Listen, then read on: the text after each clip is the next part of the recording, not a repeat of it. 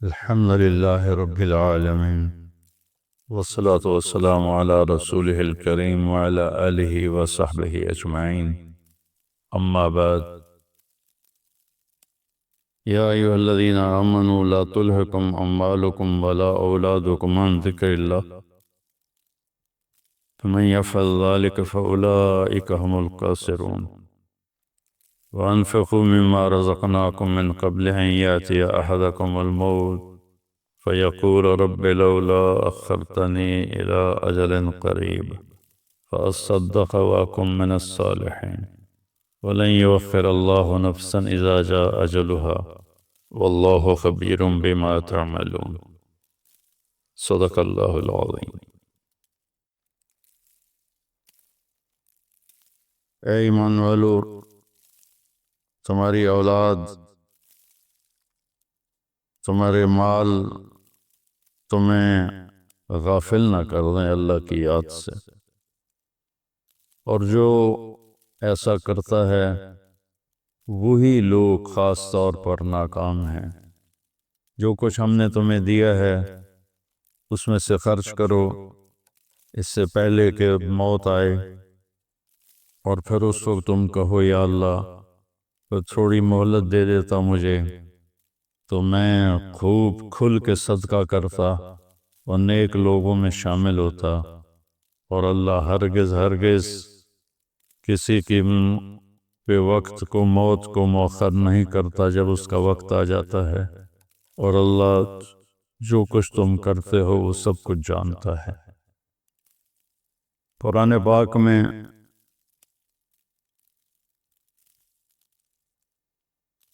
اللہ ایک تو خطاب کرتا ہے یا ایھا الناس، اے لوگو،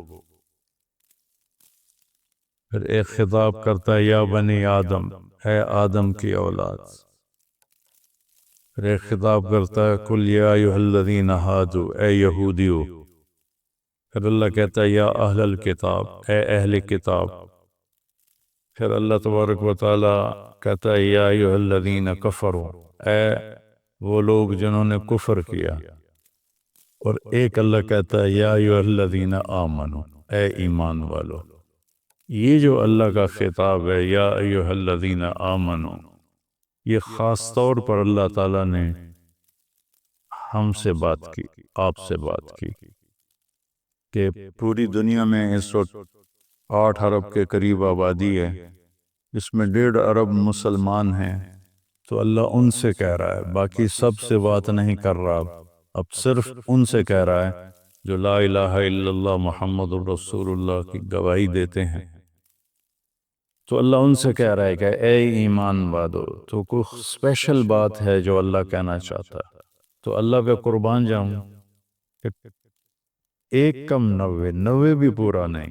یا ایھا النبی قائم مقام ہے یا ایھا الذین آمنوا کے، لیکن اگر ہم یا ایھا الذین آمنوا دیکھیں تو کل 99 دفعہ، اور اس میں بھی تکرار ہے یا ایھا الذین آمنوا اتقوا اللہ حق تقاتہ، یا ایھا الذین آمنوا اتقوا اللہ ولتنظر نفس ما قدمت لغد واتقوا اللہ۔ تو اس میں بھی یہ نہیں کہ 89 آیات میں ہر دفعہ الگ الگ حکم ہے، نہیں، ان میں تکرار بھی ہے۔ کئی دفعہ ایک حکم کو اللہ یا ایھا الذین آمنوا کے ساتھ بیان فرماتا ہے۔ تو یہ سلسلہ چل رہا ہے کہ اللہ یا ایھا الذین آمنوا کے بعد ہم نے کیا کہتا، تو ہم پیچھے سے شروع ہوئے ہیں، 29ویں پارے سے پیچھے کی طرف آ رہے ہیں۔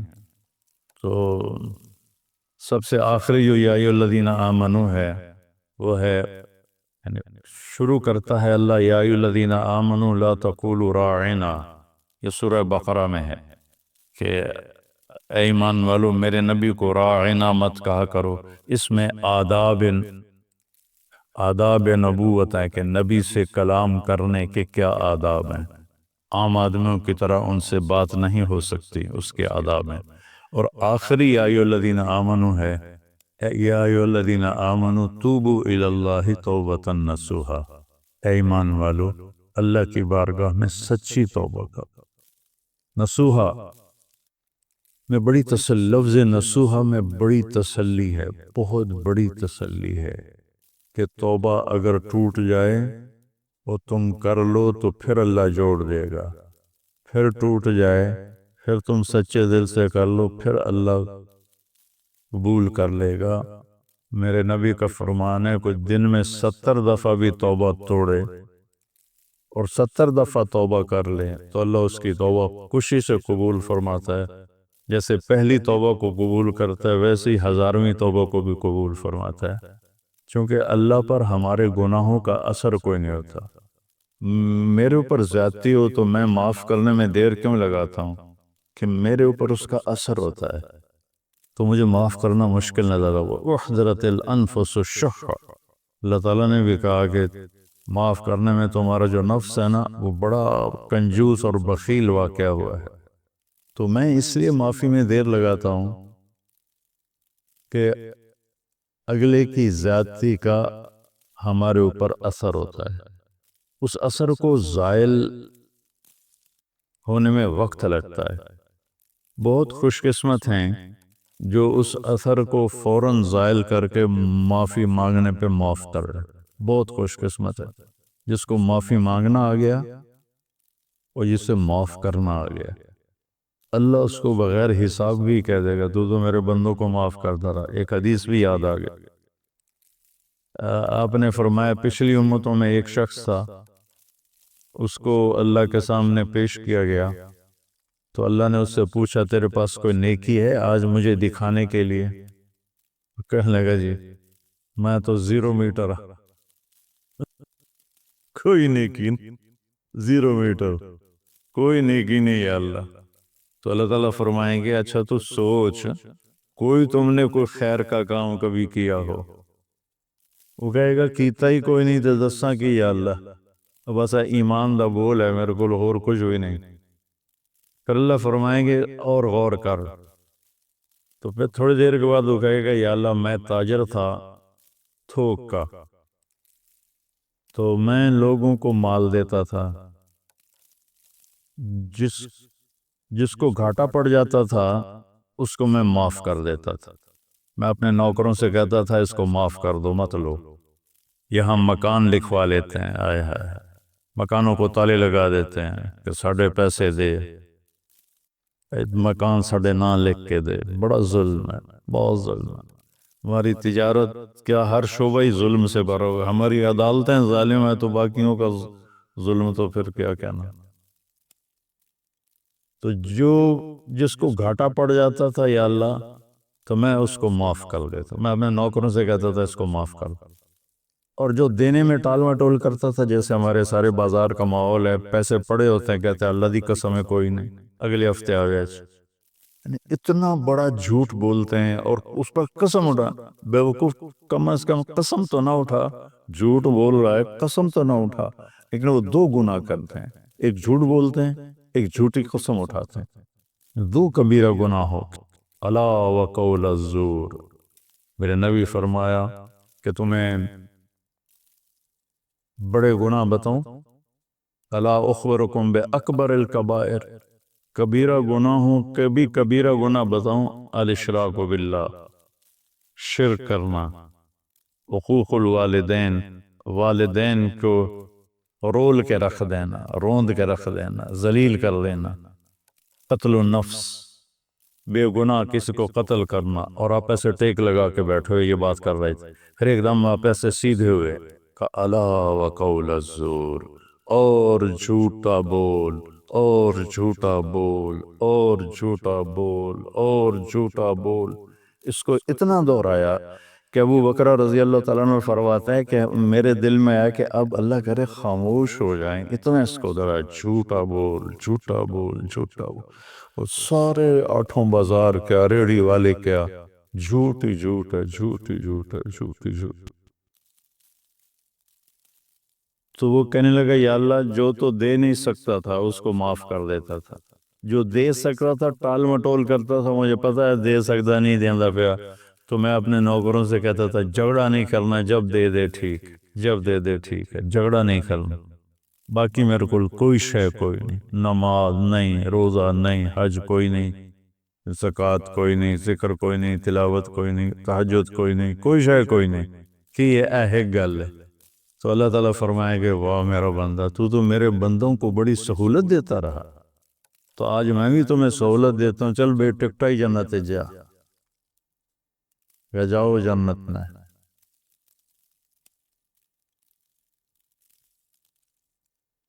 تو اللہ کو تو پرواہ نہیں نا، اللہ اثر سے پاک ذات ہے، لہذا وہ فوری معاف کر دیتا ہے۔ میرے اوپر اثر ہوتا ہے تو میں دیر لگاتا ہوں۔ تو ایک معاف کرنا سیکھ لیں اور ایک معافی مانگنا سیکھ لیں، بے حساب جنت میں جائیں، چونکہ اس کام کے کرنے والے دنیا میں کوئی نہیں، نہ کوئی زیادتی کر کے معافی مانگتا ہے اور نہ ہی کوئی معافی مانگنے والے کو معاف کرتا ہے۔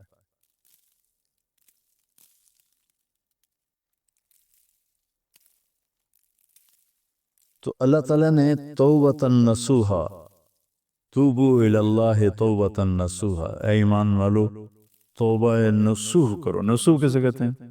سینے کو، ناسے درزی کو کہتے ہیں، ناسے درزی، آج کل خیاط کہتے ہیں، پرانی عربی میں ناسے کہتے ہیں، ناسے ناسے ہوتا ہے، اور من سہا سوئی کو کہتے ہیں۔ تو یہ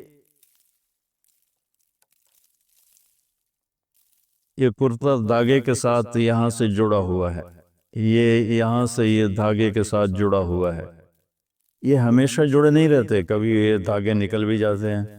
جب دھاگے نکل جاتے ہیں تو ہم ان کو دوبارہ سی لیتے ہیں۔ تو لفظ نصوحہ میں یہ تسلی ہے، اگر تمہاری توبہ کبھی ٹوٹ بھی جائے تو پریشان نہ ہونا۔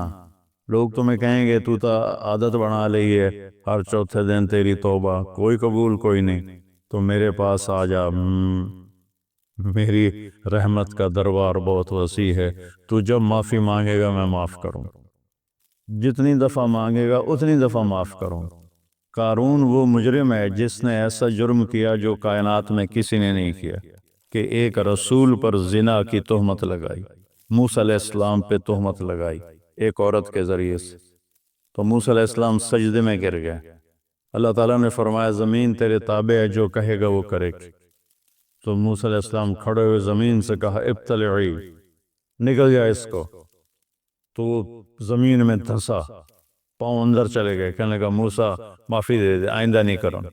موسیٰ علیہ السلام نے فرمایا اور پکڑ لے اس کو، تو وہ گھٹنوں تک چلا گیا، کہا موسیٰ معافی دے دے، آئندہ نہیں کروں۔ انہوں نے کہا اور پکڑ، اور نیچے چلا گیا، موسیٰ معافی دے دے، آئندہ نہیں کروں۔ وہ معافیاں مانگتا رہا اور موسیٰ علیہ السلام کہتے رہے اور پکڑ اور پکڑ، یہاں تک کہ وہ سارا زمین میں دھنس گیا۔ اس پر قرآن نے 2 رکوع اتارا، اِنَّ قَارُونَ كَانَ مِن قَوْمِ مُوسَىٰ فَبَغَىٰ عَلَيْهِمْ، پورے قارون کی کہانی اللہ نے سنائی ہے، اور اتنا بڑا اس خبیث کا جرم تھا۔ اور جب وہ زمین میں دھنس گیا تو اللہ تعالیٰ نے جبریل کو بھیجا کہ جا کے کہو موسیٰ سے، موسیٰ تجھ سے معافیاں مانگتا رہا اور تو نے معاف نہ کیا، وَعِزَّتِي لَوْ اسْتَغَاثَ بِي لَأَغَاثَهُ، مجھے میری عزت کی قسم ایک دفعہ مجھ سے معافی مانگتا میں اسے معاف کر کے باہر نکال کے کھڑا کر۔ جو قارون کو معاف کرنے کے لیے تیار ہے، ہم تو اللہ کے حبیب کی امت ہیں، ہمارے پاس تو ایڈوانٹیج بہت بڑا ہے، سفارش بڑی تکڑی ہے پیچھے، بہت تکڑی سفارش ہے پیچھے، 2 جہان کے رسول کی اور اللہ کے حبیب کی۔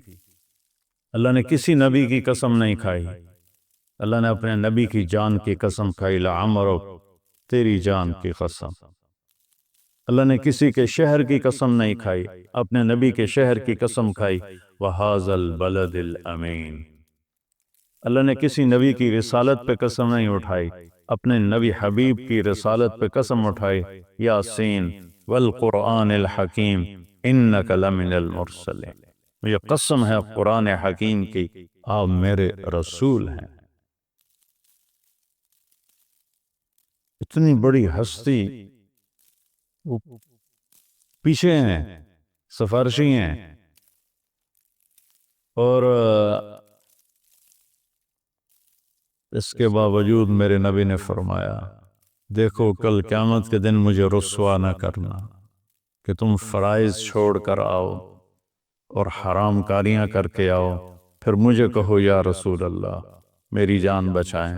تو دیکھو آپ نے اپنی بیٹی سے کہا یا فاطمہ بنت محمد انقذی نفسک من النار فانی لا اغنی عنک من اللہ شیئا، فاطمہ اپنے آپ کو جہنم سے بچا، اگر اللہ تعالیٰ نے پکڑ لیا تو پھر میں نہیں چھڑا سکتا، میں نہیں چھڑا سکتا۔ تو اللہ نے ہمیں اپنے حبیب دیے ہیں، ان کی وجہ سے تو اگر ہمارے حبیب نہ ہوتے تو ہم بندر خنزیر بن چکے ہوتے۔ جو ہم گناہ کر رہے ہیں وہ پہلی امتوں سے ہزاروں گنا زیادہ ہیں، اور جن گناہوں پہ اللہ نے کونوا قردۃ خاسئین، بندر ہو جاؤ ذلیل ہو کر، فجعل منہم القردۃ والخنازیر، اللہ نے خنزیر بنا دیے، کھڑے کھڑے خنزیر بن گئے، بندر بن گئے۔ اس سے کروڑوں گنا بڑے گناہ ہم کر رہے ہیں، پر ہم انسان ہی ہیں، ہماری شکلیں اللہ نے مسخ نہیں کی کہ پیچھے وہ اپنے حبیب کے آنسو دیکھتا ہے، طائف کا خون دیکھتا ہے، احد کے دامن میں ٹوٹے ہوئے دان دیکھتا ہے۔ ایسے تمہارا نبی تمہارے لیے کیا کیا قربانیاں کر کے گیا، اور ہم نے کس مہربان کو بھلا دی؟ کوئی ایسا مہربان لاؤ تو صحیح جس کے سامنے احد پہاڑ ہاتھ باندھ کے کھڑا ہو، کیا حکم کرے میں سونا چاندی بن کے قدموں پہ قربان ہو جاؤں گا۔ اور وہ حبیب رات کے وقت کبھی چارپائی پہ یوں گرتا ہے اور ایسے ہوتا ہے، حضرت عائشہ ساتھ لیٹی ہوئی، پھر کبھی یوں ہوتا ہے، پھر کبھی یوں ہوتا ہے، اور پھر ایک دم تھوڑا سا آگے بڑھ کے چارپائی کی جو لکڑی ہوتی ہے اس کے اوپر پیٹ کو فکس کر کے ایسے نیچے جھک جاتا ہے، ایسے بالکل نیچے جھک جاتے ہیں، سر زمین کے قریب چلا جاتا ہے۔ تو اس پر حضرت عائشہ رضی اللہ عنہا پریشان ہو کر اٹھ بیٹھتی، یا رسول اللہ خیریت، کیا ہوا کیا ہوا؟ تو آپ سیدھے ہوئے اور کہا عائشہ بھوک بہت لگ رہی ہے، بھوک بہت، تھوڑی سی بھوک لگتی ہے نا روزے میں، تین دن گزر جاتے تھے میرے نبی کے منہ میں ایک دانہ نہیں جاتا تھا، عائشہ بھوک بہت لگ رہی ہے۔ تو حضرت عائشہ رونے لگی، یا رسول اللہ آپ کے لیے کیا کمی ہے، آپ ہاتھ اٹھائیں ہر شے حاضر ہو جائے گی۔ کہ نہیں عائشہ، اسی فقر میں اللہ سے ملوں، میرے بھائی جو نبی تھے وہ اسی طرح فقراء چلے گئے، میں بھی ایسے ہی چلا جاؤں۔ لوگ اپنی اولاد کے لیے رزق مانگتے ہیں، مانگنا بھی چاہیے، مانگنا بھی چاہیے، مانگنا بھی چاہیے۔ اللہ کا نبی اپنے اولاد کے لیے کیا مانگ رہا ہے؟ اللہم اجعل رزق آل محمد قوتا، یا اللہ آل محمد کی روٹی مختصر کر دے، گزارے کی کر دے، گزارے کی۔ تو بہت خوبصورت ہے سب سے آخری ندا، اے ایمان والو توبۃ النصوح کرو، ایسی توبہ جو اس طرح جڑ جائے دین کے ساتھ کہ جیسے دھاگا، سوئی دھاگا کپڑے کو کپڑے سے جوڑ دیتا ہے اور پھر کسی وجہ سے پھٹتا ہے، تمہاری توبہ بھی ایسی ہو کہ پھٹے نہیں، لیکن اگر پھٹ جائے تو پھر لوجد اللہ توابا رحیما، میرے جیسا مہربان بھی کوئی نہیں، تم آ کے مانگو دیکھو میں کیسے معاف کرتا ہوں۔ اور آج جو ہے اس میں اللہ تعالیٰ نے ایک چیز کی طرف ہمیں اشارہ کیا ہے، اے ایمان والو تم مال اور اولاد کی وجہ سے اللہ سے غافل نہ ہو، عن ذکر اللہ، اللہ کے ذکر سے غافل نہ ہو جان۔ ذکر سے مراد سبحان اللہ والحمدللہ نہیں ہے، وہ بھی ہے،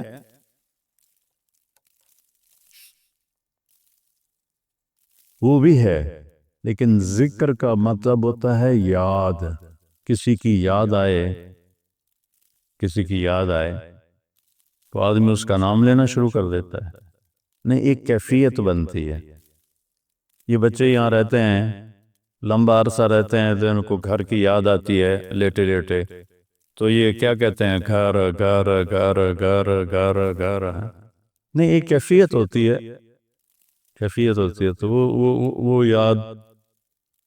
تو جب میں نے رائمنڈ میں زندگی دی تھی تو جب میری 1971 سے اللہ نے مجھے اس راستے میں قبول کیا، جب شادی ہو گئی، شادی کے بعد جب میں رائمنڈ گیا تو اب مجھے ہر چیز کھانے کو آئے، اور مجھے بیگم یاد آئے، مجھے گھر یاد آئے، تب میں بیٹھ کے کیا کرتا تھا؟ بیگم بیگم بیگم بیگم بیگم بیگم بیگم بیگم بیگم بیگم ہے۔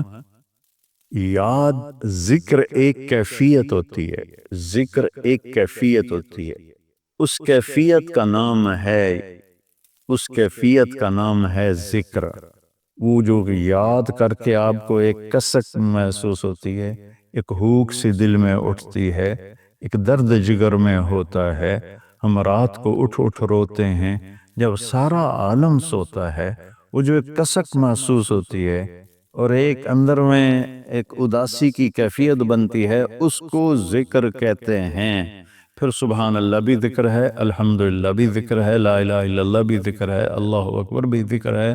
لیکن آدمی ہر وقت تو کام کر رہا ہے، ہر وقت تو یہ نہیں زبان سے کہہ سکتا، کام میں مشغول ہوتا ہے۔ تو ہتھ یار کارول دل یارول، ہتھ کارول، کار ہے کار نہیں، کار پنجابی والا،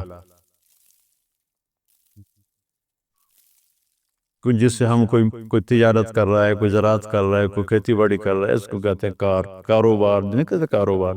تو ہتھ کارول دل یارول، اس کو ذکر کہتے ہیں کہ آپ کے دل میں اللہ کی یاد سمائی ہوئی ہو، اور آپ کی تجارت آپ کو جب کوئی غلط کام ہونے لگے تو اللہ کی یاد سامنے آ جائے۔ لا تلہکم، تمہیں غافل نہ کرے، تمہارے مال اور تمہاری اولاد کے لیے حرام کٹھا کرنے کا منصوبہ بنا لیا تو آگے اللہ آ جائے، میرا بندہ میں جو تیرا رب بیٹھا ہوں خزانے لے کر، میں نے کیا کرنا ہے ان خزانوں، تیرے لیے ہیں، نہ کر نہ کر۔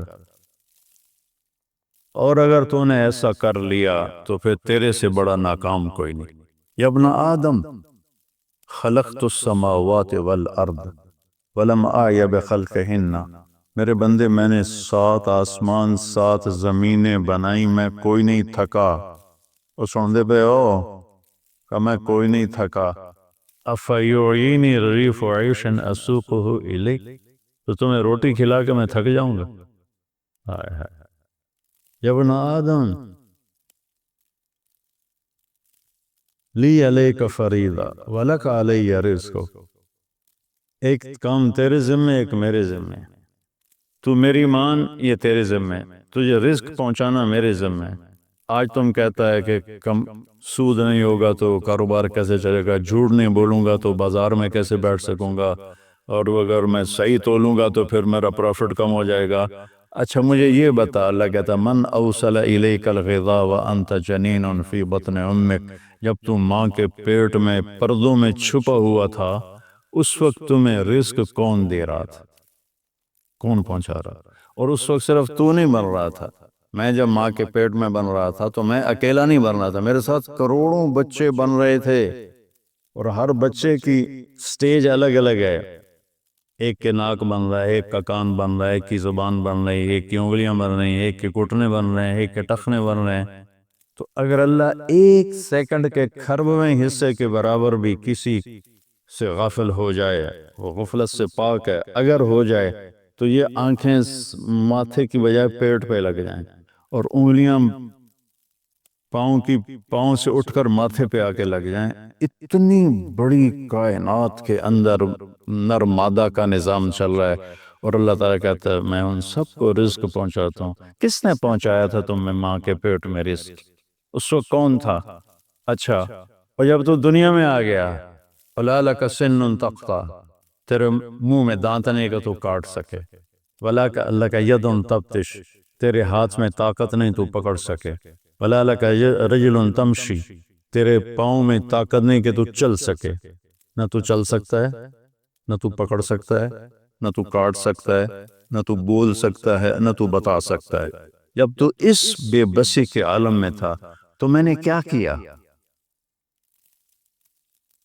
أدرت لك عرقين رقيقين ينبعان لك لبنا خالصا دافئا في الشتاء وباردا في الصيف فهل يقدر على ذلك أحد غيري؟ میرے بندے، میں نے جب تو ایسا بے بس تھا نہ بھول سکے، نہ بتا سکے، نہ پکڑ سکے، نہ چل سکے، نہ اٹھ سکے، نہ بیٹھ سکے، نہ خود کھا سکے، نہ پی سکے، تو تیری ماں کی چھاتیوں کو میں نے چشمے بنا دیا اور وہ تیرے لیے خالص دودھ نکالنے لگے، اور وہ ابلتا ہوا صاف ستھرا شفاف ماں کے دودھ کی تاثیر اگر کوئی برائیوں میں نہ مبتلا ہو جائے، 40 سال تک ماں کے دودھ کی تاثیر چلتی۔ میں نے تیرے لیے ماں کی چھاتیوں سے دودھ نکالا جو گرمیوں میں ٹھنڈا اور سردیوں میں گرم ہو کے تیرے منہ میں جاتا رہا، کوئی اور یہ کر سکتا ہے؟ تو آج تو کہتا ہے بچوں کی خاطر کر رہا ہوں، بچوں کے لیے کر رہا ہوں، بیوی کے لیے کر رہا ہوں، کتھو کھاواں، ہیرا پھیری نہ کراں، کتھو کھاواں۔ ایک ملاوٹ کرنے والا تھا، میں نے اس سے کہا یار تم کیوں ملاوٹ، تیل میں ملاوٹ کرتا تھا، میں نے کہا یار تم کیوں ملاوٹ کرتے؟ وہ کہنے لگا اگر میں صحیح تیل بیچوں تو مجھے ایک ڈرم کے پیچھے 50 روپے بچتے ہیں۔ یہ بہت پرانی بات ہے، 80s کی بات ہے، 80s کی، تو مجھے 50 روپے بچتے ہیں، اور اگر میں ملاوٹ کروں تو مجھے ایک ڈرم کے پیچھے 500 روپے بچتے ہیں۔ 500 روپے میں میرا بجلی کا بل ادا ہو جاتا ہے، تو میں پاگل ہوں جو میں 50 روپے نفع کماؤں، میں 500 کماؤں گا، کیونکہ اس کو اللہ کا رب ہونا یاد نہیں، اس کو ماں کی چھاتیوں کا دودھ یاد نہیں، ماں کے پیٹ میں غذا کا پہنچنا یاد نہیں ہے، اور اس کو آہستہ آہستہ پرواز چڑھنا، جوانی تک آنا یاد نہیں۔ تو کہہ رہا کتو کھاواں، کتو کا بھی ہے۔ تو میرا رب کہتا ہے غافل نہ ہونا، غافل نہ ہونا۔ ایک غلط تصور بن گیا ہے کمائیں گے نہیں تو بھوکے مر جائیں گے، نہیں، کمانے کا حکم ہے، حلال کمانے کا ہے، صحیح کمانے کا ہے، لیکن ادھر یقین بن گیا ہے کہ میں ایک دفعہ چلا گیا گورنمنٹ کالج لاہور اپنے دوستوں سے ملنے، تو وہ سارے شفٹ ہو گئے تھے نیو ہاسٹل میں، اقبال ہاسٹل سے نیو ہاسٹل، کچھ میڈیکل کالج چلے گئے تھے۔ تو ایک لڑکا فیصل آباد کا تھا، ظہیر، وہ کنگ ایڈورڈ میڈیکل کالج میں اس کو داخلہ مل گیا تھا، مجھ سے 1 سال آگے تھے۔ تو ہم سارے وہاں اکٹھے بیٹھے تھے کینٹین پر نیو ہاسٹل کی، تو مجھ سے کہتا ہے کیا کر رہے ہو؟ کی کر رہے ہیں آج کل؟ ہے کہ میں مولوی بن رہے ہیں۔ تو کہنے لگا کھانے کا کتوں؟ اس کو میری بیک گراؤنڈ کا پتہ ہے، چونکہ ہم 5 سال کٹھے رہے سنڈرو ماڈل اسکول میں، تو اس کو میرے بیک گراؤنڈ کا پتہ ہے کہ اللہ تعالیٰ نے مجھے خوشحال گھر میں پیدا کیا ہے۔ تو لیکن اتنا تاثر غلط ہو گیا ہے کہ بازار میں بیٹھے بغیر روٹی نہیں ملتی، مجھ سے کہنے لگا کھانے کا کتوں؟ میں کہا اللہ دے گا، کہنے لگا اللہ اتو سٹے گا، تو وہ ایسے ٹیک لگا کے بیٹھا تھا ایسے۔ تو میں نے کہا تو کتوں کھانے گا؟ تو ایسے بیٹھا تھا، کہتا میں ڈاکٹر بن رہا ہوں۔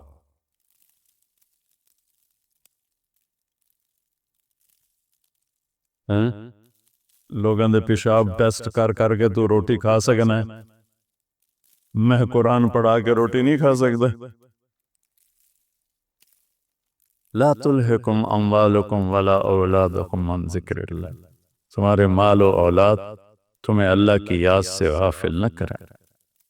من یفعل ذلک، جس نے یہ کر دیا، فاولئک هم الخاسرون، یہ انتہائی ناکام ہیں، ہم فاولئک، اور ہم اور الخاسرون، تینوں معرفہ کے لفظ لا کر اللہ تعالیٰ نے ہتھوڑے پہ ہتھوڑا مارا کہ یہی ناکام ہیں جو پیسے تعس عبد الدینار و عبد الدرہم و عبد القطیفہ، میرے نبی جیسا کریم حبیب شفیق مہربان نبی اتنے جلال میں ہے، بخاری شریف کی روایت ہے کہ آپ نے کہا برباد ہو جائے سونے پہ ایمان کو بیچنے والا اور چاندی پہ ایمان کو بیچنے والا اور دنیا کی رنگینیوں پر ایمان کو بیچنے والا ہلاک اور برباد ہو جائے۔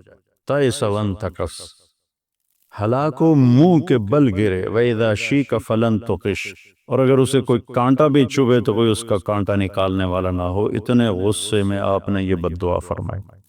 تو میرے بھائیو کتنا کٹھا کریں گے، بہت کٹھا کر لیا۔ قارون کی طرح اتنا مال اکٹھا کیا کہ جس کی انتہا کوئی نہیں، لیکن جب موت کے ساتھ ٹکر کھائے گا زیرو ہو جائیں گے۔ ایک سیکنڈ پہلے طارق جمیل کا لایا جا رہا ہے، ایک سیکنڈ کے بعد اس کو کہہ رہے ہیں ڈیڈ باڈی، نام کو نہیں لے رہا، میت، ڈیڈ باڈی، جنازہ۔ اور ہمارے دیہاتوں میں کہتے ہیں منجی آ گئی، یعنی کہ جنازہ، منجی آ گئی، چار بھائی آ گئی۔ ایک سیکنڈ پہلے ایک شخص نے اپنی بیوی، بعضے ہوتے ہیں نا بے وقوف نادان جو بیویوں پہ پابندی لگاتے ہیں کہ تو نے ماں باپ سے نہیں ملنا، ماں باپ کے گھر نہیں جانا۔ یہ بہت بڑا ظلم و ستم ہے جو ہمارے معاشرے اور ماحول میں ہو رہا ہے کہ بیویوں کو خود ماں باپ کی گود میں رہتا ہے اور اپنے بیوی کو کہتا ہے تو نے ماں باپ سے نہیں ملنا، اپنے بہن بھائیوں سے نہیں ملنا۔ ایک بیچ میں اضافی بات آ گئی۔ تو ایسے ہی ایک بیوقوف خامن نے بیوی سے کہا کہ تو ماں باپ کے گھر گئی تو تمہیں 3 طلاق۔ رک گئے بیچاری گھر بچانے کے لیے۔ ایک دن اس کا والد فوت ہو گیا اچانک، تو اس نے کہا طلاق ہوتی ہے تو ہو، میں باپ کی کا چہرہ دیکھے بغیر تو اسے رخصت نہیں کروں گی، تو چلی گئی۔ تو عام لوگوں میں، خاندان میں بات پھیل گئی کہ طلاق ہو گئی۔ تو جب مفتی صاحب سے پوچھا گیا تو انہوں نے کہا طلاق نہیں ہوئی، کہ وہ اپنے باپ کے گھر نہیں گئی، اس کا باپ مر چکا ہے، اب وہ گھر اس کے بیٹوں کا ہو گیا ہے اور اس کا بھی ہو گیا ہے۔ تو یہ اپنے گھر گئی ہے، اپنے بھائیوں کے گھر گئی ہے، باپ کے گھر نہیں گئی۔ ابھی باپ کی ڈیڈ باڈی بیڈ روم میں پڑی ہے اور گھر پرایا ہو گیا۔ مال ہوئی ہے جو ہم نے آگے بھیج دیا، پیسہ ہوئی ہے جو ہم نے آگے پہنچا دیا۔ امام زین العابدین کے پاس کوئی سائل آتا تھا تو کہتا الحمدللہ یا اللہ تیرا شکر ہے، تو نے سواری بھیج دی، میرا سامان میرے گھر پہنچانے کے لیے سواری بھیج دی۔ کیا مطلب؟ کہ میں اس کو دوں گا اور میرا یہ دیا تیرے فضل سے آخرت میں پہنچ جائے گا، تو سواری آ گئی میرا سامان میرے گھر پہنچانے کے لیے۔ میرے بھائیو، اللہ کی بارگاہ میں دعا کیا کرو کہ یا اللہ، دیکھو جب موت آئے گی نا تو ساری شکلیں تمہاری نظر سے اوجھل ہو جائیں، صرف تمہارا اپنا عمل تمہارے سامنے ہو۔ اس لیے اپنے عمل کو خراب نہیں کرنا، اپنے اولاد کے کمانا ہے، رزق حلال کمانا۔ ایک حدیث بھی سناتا ہوں، جس نے رزق حلال کمایا، بچوں پہ خرچ کرنے کے لیے کمایا، پڑوسیوں پہ خرچ کرنے کے لیے کمایا، سوال سے بچنے کے لیے جس نے رزق حلال کمایا، قیامت کے دن اللہ کی بارگاہ میں 14ویں رات کے چہرہ لے کر آئے گا، 14ویں رات کے چاند جیسا چہرہ لے کر اللہ کی بارگاہ میں۔ من طلب الدنیا حلالا سعیا علی اہلہ تعطفا علی جارہ استعفافا عن المسئلہ، تو قیامت کے دن اللہ کی بارگاہ میں ایسے اٹھے گا کہ اس کا چہرہ 14ویں کے چاند کی طرح چمک رہا۔ رزق حلال کمانا اتنی بڑی عبادت۔ تو بھائیو، یہ کمائیاں ہمیں اللہ سے اور اللہ کے رسول کی یاد سے غافل نہ کر۔ سبحانک اللہم و بحمدک، اشہد ان لا الہ الا انت استغفرک۔ میرے نبی نے حضرت معاذ ابن جبل سے فرمایا، معاذ الا انبئک بمیلاک ھذا کلہ، معاذ میں تمہیں لمبی چوڑی نصیحت فرمائی تھی کہ ساری نصیحت کا میں تمہیں خلاصہ بتاؤں؟ انہوں نے کہا اجل یا رسول اللہ، ضرور یا رسول اللہ۔ تو فاحوا باصبعیہ الی لسانہ، تو اپنے زبان کو باہر نکالا اور یوں کینچی بنائی اور اس کو یوں پکڑا، اور پھر فرمایا کف ھذا، اے معاذ اپنی زبان پہ قابو رکھنا۔ وہ کہنے لگے یا رسول اللہ انؤاخذ بما نقول، جو ہم بولتے ہیں اس کا بھی حساب ہے؟ تو آپ نے فرمایا سکلت کا امک یبن جبل، ارے جبل کے بیٹے تیری ماں تجھے روئے۔ وَهَلْ يَكُبُّ النَّاسَ فِي نَارِ جَهَنَّمَ إِلَّا حَصَائِدُ أَلْسِنَتِهِمْ، تمہیں پتہ ہے سب سے زیادہ جہنم میں دھکا دینے والی اس زبان ہوگی، اس کا گندا بول، گالی گلوچ، غیبت، جھوٹ، بہتان، نفرت کے انداز میں بولنا، حقارت کے انداز میں بولنا، ملازموں کے ساتھ گالی گلوچ کرنا، آپس میں گالی گلوچ کرنا، اور خاص طور پر میں جو حضرات یوٹیوب پر بیٹھ کے دین کے درس دے رہے ہیں ان کے آگے ہاتھ جوڑتا ہوں، اللہ کے واسطے اپنی زبان ٹھیک کرو، اپنی زبان ٹھیک کرو، اپنی زبان ٹھیک کرو۔ ایسے میرے نبی کے بارے میں آتا ہے ما کان فاحشا متفحشا، میرے نبی کبھی بھی بدخوئی اور بد کلامی کرنے والے نہیں تھے، اور میرے اللہ نے فرمایا فبما رحمت من اللہ لنت لهم ولو كنت فظا غلیظ القلب لانفضوا من حولک، میرے محبوب آپ کے رب کی بہت بڑی رحمت آپ پہ نازل ہوئی تو آپ نرم ہو گئے اپنی امت کے لیے۔ اگر آپ کی زبان کا بول سخت ہوتا اور مزاج میں شدت ہوتی تو لانفضوا، افراتفری میں جب لوگ بھاگتے ہیں نا تو اس کو انفزاز کہتے ہیں، جیسے کہیں کوئی دھماکہ ہو جائے تو لوگ افراتفری میں بھاگتے ہیں جدھر جس کا منہ ہوتا ہے۔ تو اللہ تعالیٰ فرما رہے ہیں یہ صحابہ جن کے بارے میں اللہ نے کہا کلن وعد اللہ الحسنی، میرے محبوب تیرے صحابہ کے لیے تیرے رب کا جنت کا وعدہ ہے۔ تو ان کے بارے میں اللہ کہہ رہا ہے یہ سارے بھاگ جاتے آپ کو چھوڑ جاتے۔ تو بھائیو اکثر جو میں تو سنتا ہی نہیں ہوں، میرے سر میں درد رہتا ہے، لیکن کبھی کبھار کان میں پڑ جاتی ہے بات تو اتنا شدید لہجہ ہوتا ہے اور اتنا حقارت آمیز لہجہ ہوتا ہے اور اتنا نفرت سے بھرا ہوا ہوتا ہے، خاص طور پر مذہبی معاملات میں اور اختلافی مسائل میں اس قدر وہ آتش فشاں پہاڑ بن جاتے ہیں کہ ان کے منہ سے آگ نکلتی ہے۔ تو میرے نبی کی زندگی سیکھو کہ آپ نے کس طرح نرم رویے سے عرب کے سارے بت پرستوں کو رام کیا۔ تو میں سارے بھائی بہنوں سے کہتا ہوں یہ وبا، یہ بلا ہمارے گھروں میں ہے، عورتوں میں ہے، مردوں میں ہے۔ صرف خطیبوں کی بات نہیں کر رہا، خطیب چونکہ ممبر پہ لوگوں کو خطاب کر رہا ہوتا ہے یا وہ یوٹیوب پہ لوگوں کو خطاب کر رہا ہوتا ہے تو اس کی زبان میں اگر زہر ہو تو وہ کیا دین کا کام کر رہا ہے؟ وہ کوئی اور ہی کر رہا ہے، دین کا کام نہیں کر رہا ہے۔ میرے نبی نے، میرے اللہ نے فرعون کے پاس موسیٰ علیہ السلام کو بھیجا۔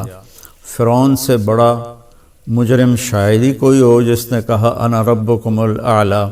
تو اللہ نے دونوں بھائیوں سے فرمایا فقولا لہ قولا لینا، کہ موسیٰ ہارون فرعون کے ساتھ نرم لہجے میں بات کرنا۔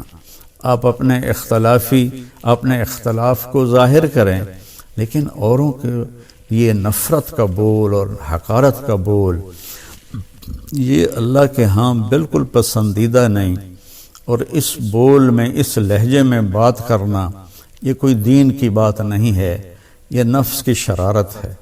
تو میری آپ سے گزارش ہے میٹھا بول بولیں، اگلے کو عزت دیتے ہوئے اختلاف رائے کریں، نہ کہ نفرت و حقارت کے شعلے برساتی ہوئی زبان ہو اور اگلوں کا دل چیر کے رکھ دے۔ اور سارے گھر میں مستورات اور مرد سب سے کہتا ہوں کہ اپنی زبان کے بول کو میٹھا کر لیں، اپنے نوکروں نوکرانیوں کے ساتھ خاص طور پر درگزر اور نرمی کا معاملہ کریں، سختی کا معاملہ نہ کریں۔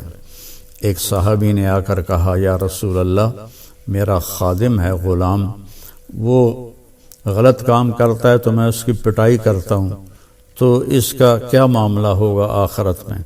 آپ نے فرمایا تیری پٹائی کو اور اس کی غلطی کو تولا جائے گا، اگر تیری پٹائی بڑھ گئی تو پکڑا جائے گا۔ اور تو وہ زار و قطار رونے لگے اور کہنے لگے یا رسول اللہ، اس کا یہی علاج ہے کہ میں اسے آزاد کر دوں۔ تو انہوں نے اپنے غلام کو آزاد کر دیا۔ تو میری منت ہے اپنے بچوں کے ساتھ کبھی طنز والا بول نہ بولیں، بیوی کے ساتھ کبھی طنزیہ بول نہ بولیں، طنز مار دیتا ہے، تانا مار دیتا ہے۔ اپنے خامند کے ساتھ کبھی طنزیہ بول نہ بولیں، ماں باپ کے ساتھ خاص طور پر کبھی ایسا بول نہ بولیں کہ ان کے آنسو نکل آئیں یا ان کا دل ٹوٹ جائے۔ ماں باپ کی فریاد سارا مقدر بگاڑ کے رکھ دیتی ہے، اور ماں باپ کی دعا بیڑے مقدر سنوار دیتی ہے، وہاں تک پہنچتی ہے جہاں کوئی شے بھی نہیں پہنچتی۔ اپنے بہن بھائی، اپنے دوست احباب سب کے ساتھ محبت بھری بات کریں۔ کبھی کوئی ہو جائے بول ایسا انسان ہے تو پھر فوراً معافی مانگ لیں، اس سے معافی مانگ لیں۔ میں قربان جاؤں، جنگ خندق میں جب شکست ہوئی پہلے تو صحابہ بھاگے، تو ایک صحابی کا پاؤں میرے نبی کے پاؤں پر آ گیا، تو وہ جوتا جنگ والا تھا، سخت، تاکہ تلوار اثر نہ کرے، تو آپ کے پاؤں پہ وہ اس کا پاؤں آیا تو آپ کو درد ہوا، تو آپ کے ہاتھ میں چھوٹی سی چھڑی تھی، آپ نے اس کو ایسے ماری اور کہا اوجعتنی، تو نے مجھے تکلیف پہنچائی۔ چھوٹی سی چھڑی، انہوں نے زرہ پہنی ہوئی ہے، زرہ پر تو تلوار اثر نہیں کرتی، اس چھڑی نے کیا اثر کرنا تھا۔ تو اس صحابی نے وہ سن لیا کہ میرے نبی فرما رہے ہیں اوجعتنی، تو کہنے لگے سارا دن ساری رات میں ڈرتا رہا کہ اب جبریل آئیں گے میری ہلاکت کا پیغام لے کر، اب جبریل آئیں گے میری سزا کا پیغام لے کر، تو ساری رات سوئے نہیں۔ فجر کے بعد اعلان ہوا جس شخص کا پاؤں میرے نبی کے اس شخص کا پاؤں نبی کے پاؤں پر آیا تھا وہ آ کے اللہ کے نبی سے ملاقات کر لے۔ تو وہ کہنے لگے بس ہو گئی نا وہی بات جس کا مجھے ڈر تھا، اب دیکھو پتہ نہیں کیا عذاب کا فیصلہ ہوتا ہے۔